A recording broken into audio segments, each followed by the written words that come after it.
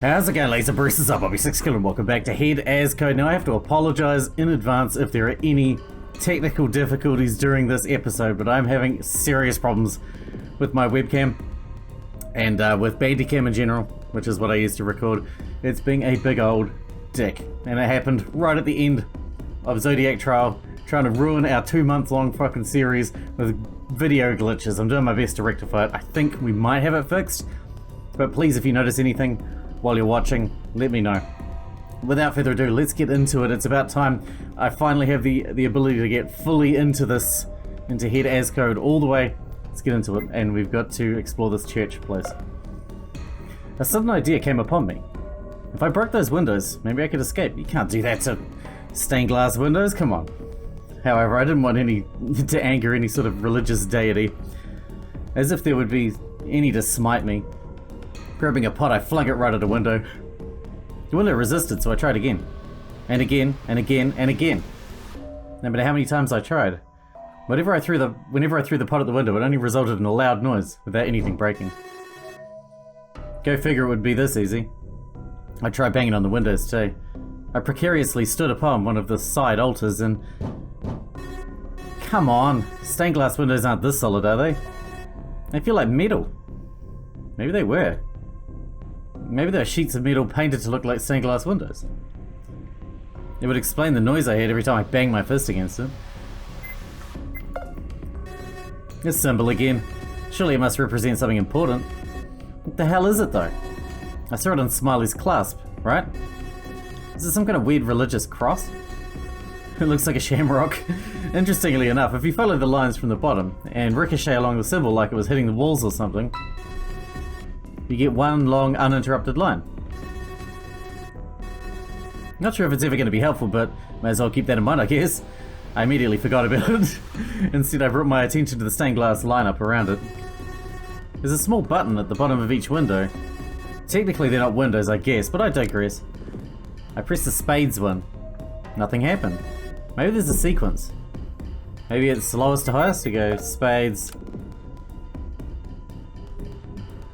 clubs, diamonds, hearts. Yep, that's the order they normally go in. Let's keep looking around. What's this thing called again? It's not a lectern. The clergy uses special ecclesiastical nomenclature. Was it? Oh, right. It's called a pulpit. And interestingly, this one's got something on the surface. 3 lines of text are engraved. A couple, madly in love, proclaims itself king and queen of hearts. Rich in diamonds, coveted by many, they get beaten with clubs. Okay, so hearts, diamonds, clubs. Unavoidable. King and queen put their riches before themselves. It definitely has to do with the card suits in the back. Hearts, diamonds, clubs. There was no spades. Let's do hearts, diamond, clubs, spades, I guess. Press the button under the stained glass of diamonds.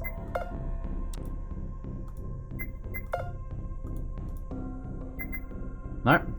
Hang on, let's read that again. Madly in love. King and queen of hearts. They got beaten with clubs, put their riches before themselves. Maybe it's hearts, hearts, diamonds, clubs. Can you do that? King and queen of hearts, rich in diamonds, beaten with clubs, unavoidable king and queens, riches before themselves. Oh, riches before themselves. So, diamonds, hearts, clubs. The king and queen together they make a pair. The writing clearly makes a point to mention riches, so does this refer to the diamonds? Yeah, I assume so. Diamonds, hearts, hearts, clubs. Oh, there we go. I turned around and the altar had opened its side nearest to me. I walked behind the altar after it opened in the back. There was a lot of machinery underneath. Some gears were spinning in empty space. If the gears had been closer, they would have formed an uninterrupted chain.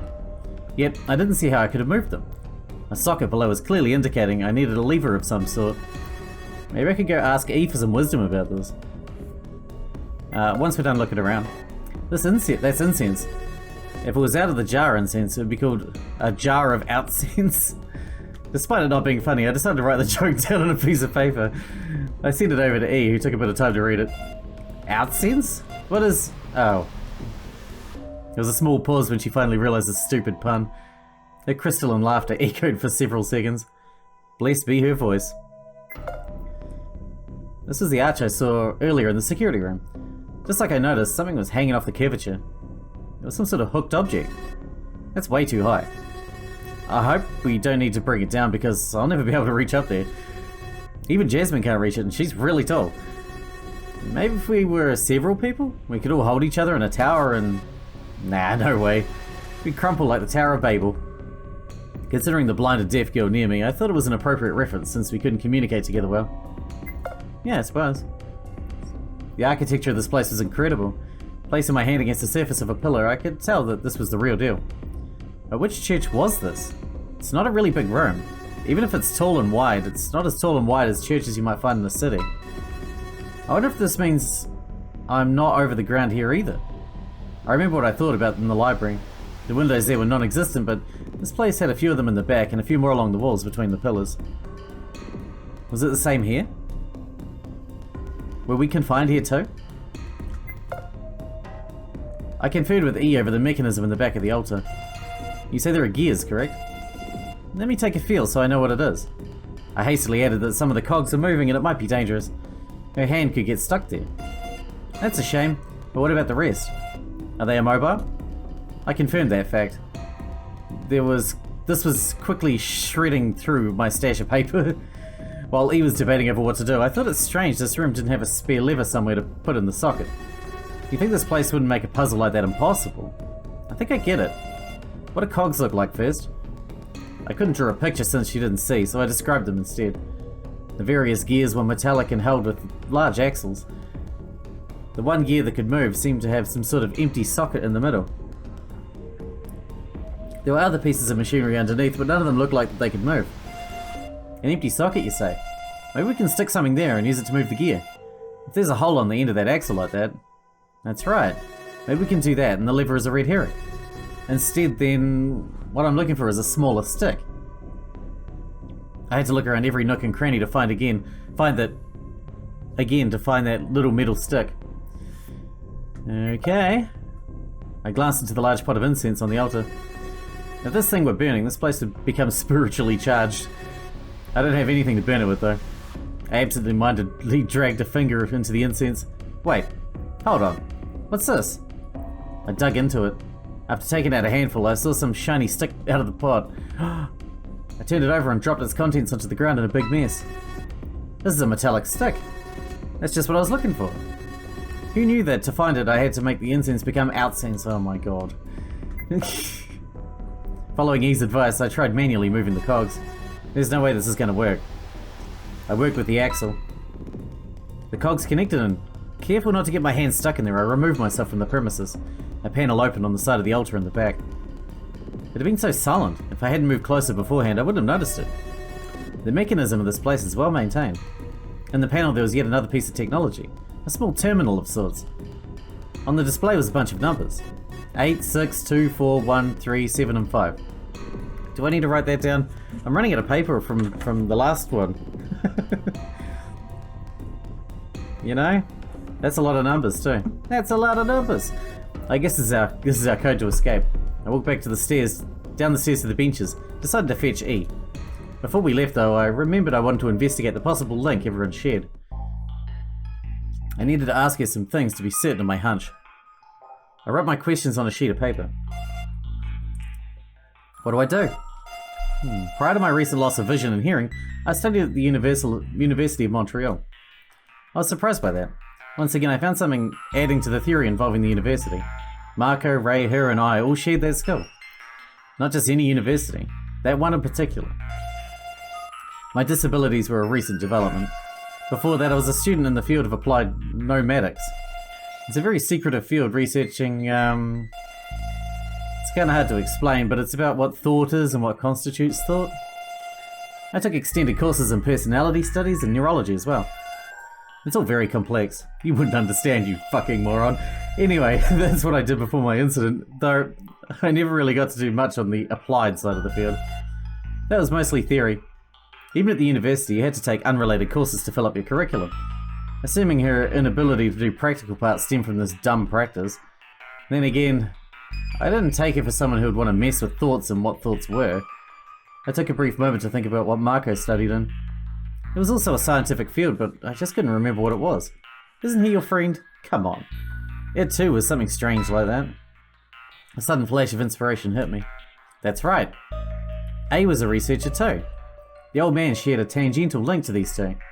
He was a researcher, which sounds scientific, and there was E and Marco both studying in that stuff. All of this left me without a link for Jasmine and the twins.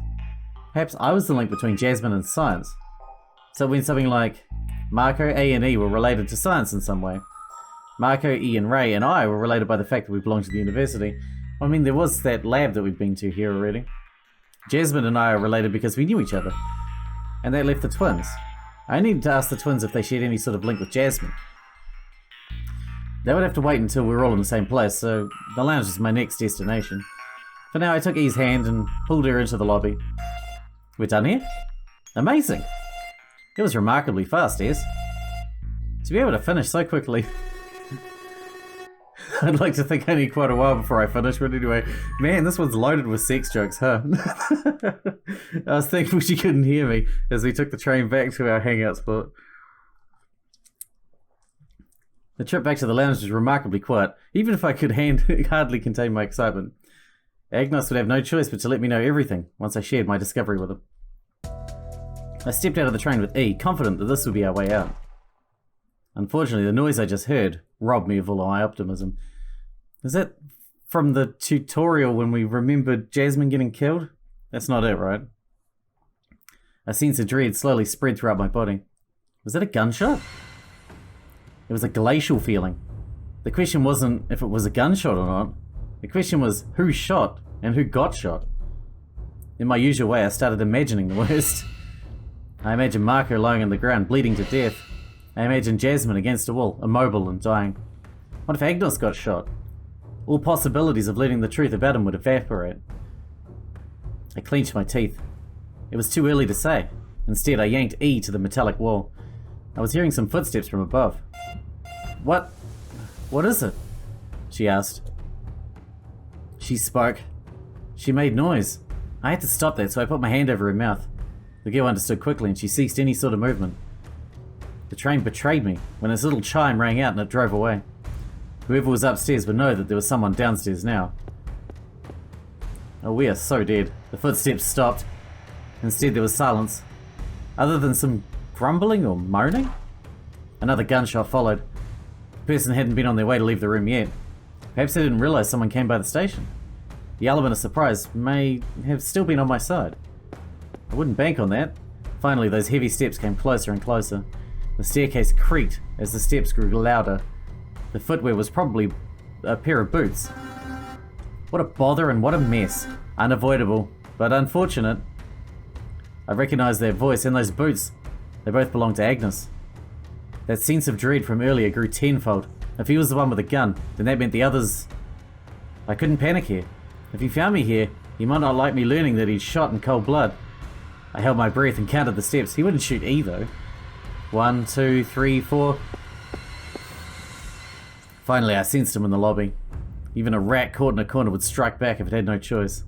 I was the rat, and he was cornering me, and the train was no longer here to flee the scene. As soon as I saw him step through the doorframe, I let go of E and grabbed his wrist. Right afterwards, I slammed his arm against the wall, twisting it upwards, while he gave a moan of pain. What are you doing, you idiot? Either I got lucky or he wasn't as strong as I thought he was. Perhaps it was merely our age difference at play.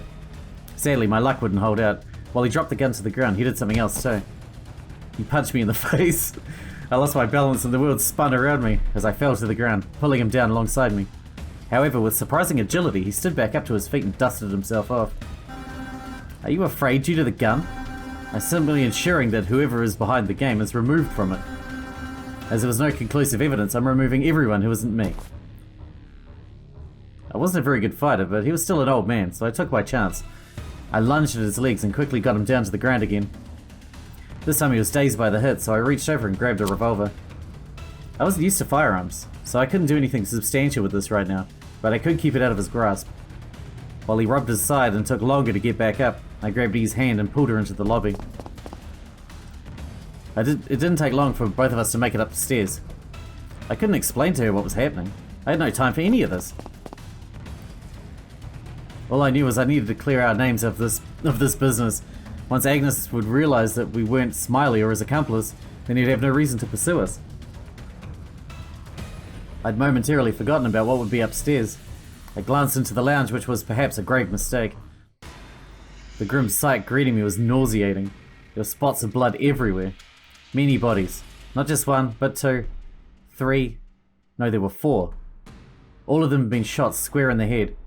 With 4 deaths, I assumed the revolver had used 4 of its 6 shots. The 4 dead were Ray, one of the twins, and... I fell to my knees, suddenly dizzy. The other 2 were Jasmine and Marco. They were both dead. They were lying there, dead as shit. Dead. Both of them. I would never talk to Jasmine again. I'd never hear another one of Marco's stupid jokes. I hated those jokes, but... This I hated more. I hated it far more. I couldn't move. I felt like solid rock. E was still standing next to me and she didn't know what to do. Clearly the girl was scared, but I couldn't move. I was stuck in a strange state. Like solid rock. Cold, weathered by time, full of heavy nothing. Mechanically I turned my head towards E. She was still alive though. This girl, this nice girl who didn't deserve any of this, was still alive. Slowly I stood back up. The girl had been nothing but nice to me. She was like a goddess coming down from above. Despite doing nothing, her mere presence brought me back to reality. That's right. She was still alive, and so was I. I took a long breath after having forgotten to do so for a short eternity.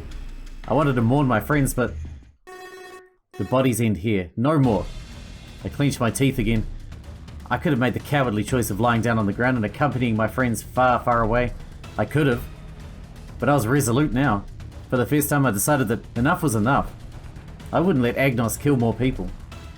I grabbed E's hand. I couldn't bring her to danger again, but leaving her in a room full of dead bodies was not my idea of a good date either. She was safer with me.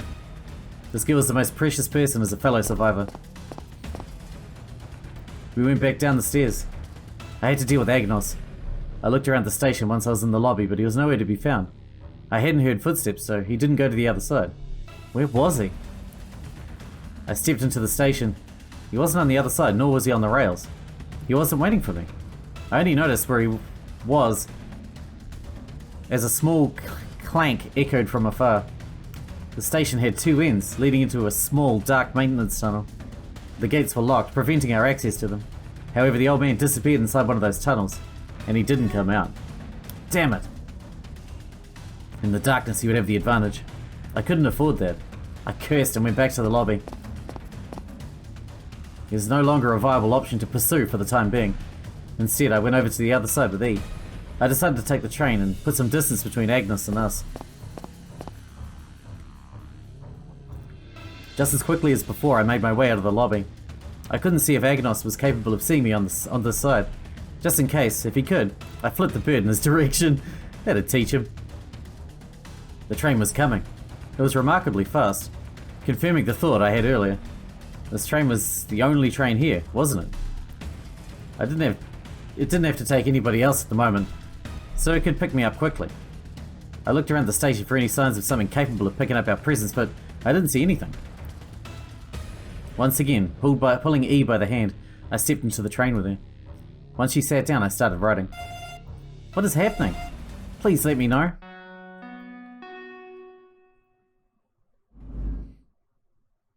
I was getting to it, but it would take a while. As I wrote, the chime rang out. As I wrote, the train drove off. Everyone is dead? How could this happen?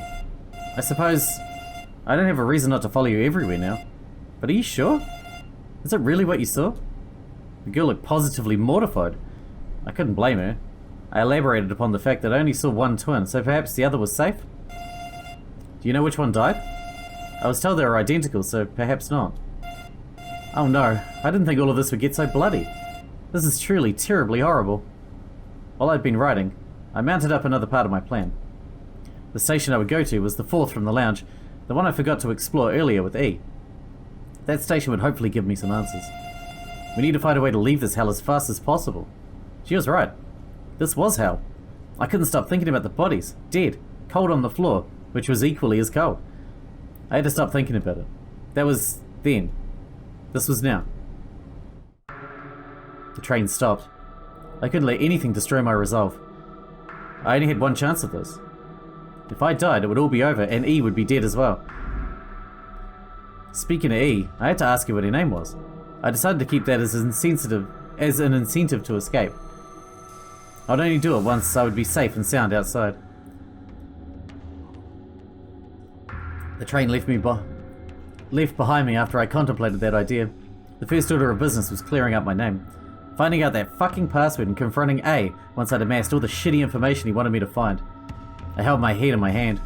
I started swearing in my thoughts. I needed to calm down. Pulling E along, I stepped into the lobby, then went up the stairs, and finally arrived at the station's special room. It was a large gymnasium. Huh. I'm not going to get any answers here, am I? Maybe I should just think about it. What about you, E? Oh, you have an idea? Sure, that'll work. Here, I'll let you have a crack at it. Feel free to use those eyes to see what the problem is and your ears to hear what I'm saying. Oh, I forgot you can't see anything and you can't hear anything. Oops, my bad. Fuck, I'm going insane. I didn't mean to turn her disabilities into a mockery. I was thinking, that's a bit mean. I was just stressed out. I was frustrated at the situation, not at her. She was difficult to deal with, that's not her fault. If only she could see and hear. I communicated with her some of my ideas, asking her if she had some. Well, if you want to clear our names of suspicion, the best way would be to find Smiley and apprehend him, but that seems impossible. But first, let's think about Smiley a little. From what you said, if we're pulling from a pool of those who are still alive, Smiley is anyone between Agnos, myself, you, or the other twin. Otherwise, Smiley is already, dead. I don't think you've seen the other twin yet, so for now, let's consider them as a possible threat. It's hard to say, but we can't clear the other twin of suspicion. That means all we need to do is prove that she's Smiley, even if I don't want to do that. Something didn't feel right with E's words. I hadn't seen the other twin at all, which was true, but I thought about the team compositions we had. Jasmine had gone with Ray, G had gone with Marco, and Agnos had gone with H. Thinking about it that way, the bodies that turned up were Jasmine, Ray, Mark, and Marco. There was also a twin, but it was either G or H. Agnos had gone with H, so it's possible he would have killed her too. But then where was G? No, this didn't add up. If Agnos killed H, then he could have done so many times. He could have done it in the room they explored. He could have done it on the station, outside that room. In the lobby too. That meant the twin was probably G, who had gone with Marco. If all the teams came back, then why we didn't see H was simple. Agnos had killed her, but not at the lounge. And I didn't have time to investigate that. I shared my idea with E. You think so? If she's already dead, then we can't manage to prove she's Smiley, and this means we're the last ones alive. You said we're at a station, right? She took a small pause, unsure of what she should say about it, but eventually she made her question clearer. If this station's already been explored, couldn't we just leave? Each of them has an exit, correct? I didn't understand the question. She should have been aware of the rules. Agnos shared those details with her, right? A cold shiver ran up my spine at the realization. Maybe the hand communication was just for show. Maybe she had absolutely no idea of what the rules really were. Or perhaps he purposely avoided telling her. As if he had intended her to die at some point due to a mistake like that. Damn it. I can't even tell you because there's barely any paper left. Fuck. Reusing any of them was actually impossible due to the way the pens worked with the paper. I tried doing it with an earlier one, but the paper just tore up under the pressure. This wasn't good. I have to be careful what info I share with her. God damn it, I guess I don't have a choice. I'll do a quick cursory look over this room. I stood up and went to search the room. Agnos wasn't stupid, and he had a goal. Also, I thought that he probably wanted to live too, so he wouldn't blindly run up the stairs if he happened to get here. My presence upstairs with E was, in a way, a deterrent. He was aware of the rules and how we couldn't step in the lobby or beyond with more than 2 people at once. On the other side of the room was a prison leading to a few lockers. I searched that quickly, but nothing jumped at me. Back on this side, there was a safe. It was already unlocked when I checked. I opened it and on the back I saw a message. It made a little sense and it was clearly used for whatever puzzle was in this room. Otherwise, the safe was empty. The safe. It's a safe. It could keep things safe. Agnos isn't stupid. He's very cunning. Maybe he could even trick me again and steal back this gun. If that happens, fuck. I had an opportunity to get rid of the gun right here and now. If I hid it, and only I knew where it was, he would have no choice but to take things slowly. I didn't find a password in this room. I didn't find a clue about Smiley. I didn't find anything really relevant. But I could get rid of this gun. Despite my resolve, I knew that I would shake in my boots when the time came to use it. This was dangerous for me, not for anyone else. I didn't even know how to operate it. Time was ticking down too. Agnos would find us sooner or later. I already weighed my options. I could confront Agnos with the gun or leave the gun here and investigate a way to leave otherwise. The third option was also the mega door I could unlock with the remote, but I still didn't know the password for it. If I only had hints about the password, but until I did so, my options were limited. What was I thinking exactly? I had every piece of the puzzle in my hand. The remote, the gun, and Eve were all on my side. If I let any of them go, I'd suffer when the time would come for the confrontation. Before I moved against Agnos, I needed some kind of plan. First, I needed to understand what he really intended to do, but I also needed to avoid him while doing it. I wrote to E in one of my last papers. 2 remained after this. So we're going to explore a new station. Is that really necessary at this point? If what you said is true, that doesn't sound that safe. I squeezed her hand tighter in mine to reassure her. Unlike what she might have been thinking, this preparation was to be sure we'd be safe and not in danger. We stepped out of the room and went downstairs to take the train. While it took us time to get to us, I was thinking about what to do. The best course of action was to go all the way to the other side, as far away from Agnos as I could get to. We entered the train and we resumed the little subway cycle. The train closed its doors.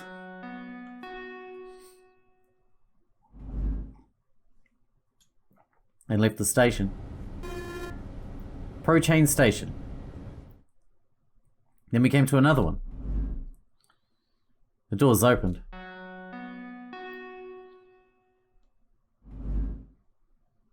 Then closed. Whoa.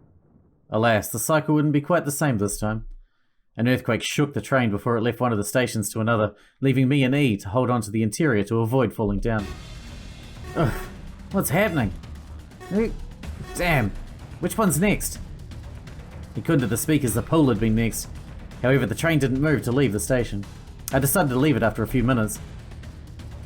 Once we were outside, I waited for the train to go. It didn't move even after I left it. Was something broken? Sounds like it. I looked toward the tunnel. It was completely dark. Amidst the darkness, I could faintly make out an outline. Was it another train? No, it was a pile of debris. The tunnel had collapsed. Is that why the train wasn't moving from here? Damn it! Where else can we go? I checked out the little hallway in the darkness, but the gate was locked. I swore under my breath. Come to think of it, the door leading up to the station was also closed. I couldn't explore here at all. Why was it closed? Was there someone here? Was it the twin? No, it wasn't the twin. Looking into the window proved it was nothing more than a pile of rubble. The staircase was just as ruined as the tunnel. What the hell is going on here? Was it an earthquake? Shit, we have to go. We have to leave this place. I quickly explained to E using one of my very last sheets of paper. Only one more remained after this.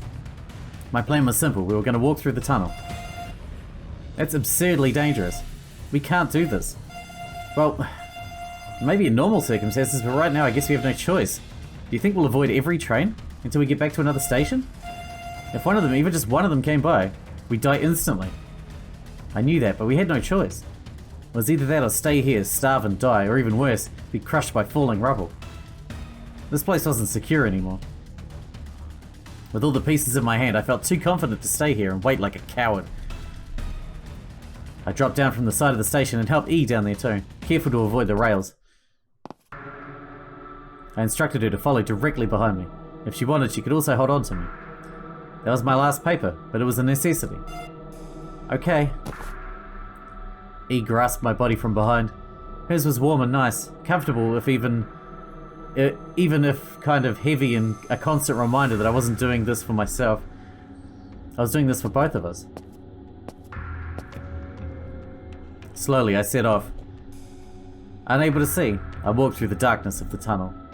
I was hoping it wouldn't bend, but the rails were supported by another piece of cement. If my foot hit that, I could adjust myself. It took a long time. A very long time passed. Another earthquake occurred, but I held on. Even more time went by. Finally, I emerged into another station. We made it. How much longer do we have to, though? Is this station fine? The station led to what was referred to as the bedroom. I stopped and Eve squeezed tighter around me. She was still there too. Good. I looked over to the side of the station and through the door's window, rubble. Rubble everywhere. Even if the station looked fine under a certain angle, there were debris in other places. It had suffered more than the previous one. Shit, we have to go through another one. Our trek resumed. Alright, we're going to wrap this one up here because we're out of time for today. I very much hope there was no glitches in there, but if there is, I will make extreme efforts to fix them. And we'll see you again tomorrow to see where our trek in the tunnels bring us out. Till the day, because enjoyed it. Thanks for watching, thanks for hanging out with me, and I'll see you in the next one.